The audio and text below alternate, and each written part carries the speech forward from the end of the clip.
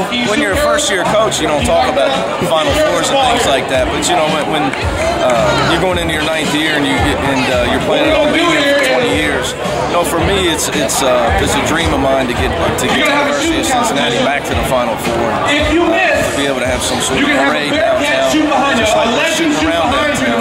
So you got to believe in it. You know, UConn finished 5th in our league last year, and they won the national championship. So college basketball is the one sport. You don't have to have the best team all year to win the tournament. So you just got to believe. You got to believe in each other. I think that's the most important thing I try to instill in our guys. Is, you know, we'll define who we are, not other people, and just keep fighting, keep trying to improve, and hopefully get hot at the right time in March. That's the beauty of our game. How cool is it as a guy who's so invested in this university, in this basketball program, to have all these guys come back and be around your current players? Well, I was just telling A.D. Jackson, you know, he's got to shave because he's got gray in his beard. You know, I said, hey man, you know, I make sure I try to keep it somewhat close because it starts creeping out on me. So, one thing about our program that you don't have to worry about. We got great history and great tradition. Other schools can't buy that. You know, you either have it or you don't. Your history and your tradition. We got great former teams, great former players. It's just an honor to have these guys come back and be around. We have so many that live in our community. It'd be crazy not to have these guys around as much as we can. I'll be parading these guys into practice to get the team little talks over the next 5 to 6 weeks. You said you wanted to start something like this Bearcat Legends, but it hasn't really materialized. How important for Mike Bone to step in and get Terry and get out in front of it?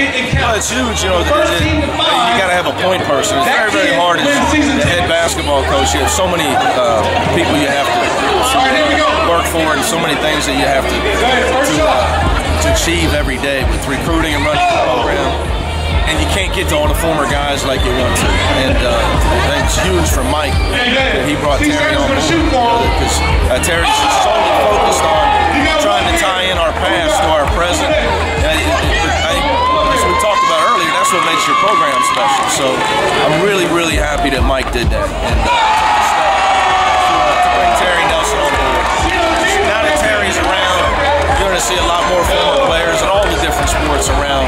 Saying he's just going to make it a lot easier on everybody to come back and how to get back. Deshaun Mormon says he's got a higher vertical leap than Melvin Levin. Well, you know, like I always say, I'm not the track coach. You know, vertical leaps are for the weight room. Melvin Levin had dunks and games. and I still vividly remember a few of them as the best dunks in the history of college basketball. But Deshaun Mormon's going to have a great career. But that's one that he's too young. He don't remember the helicopter, so you got to give him a pass on trying to compare himself to the helicopter.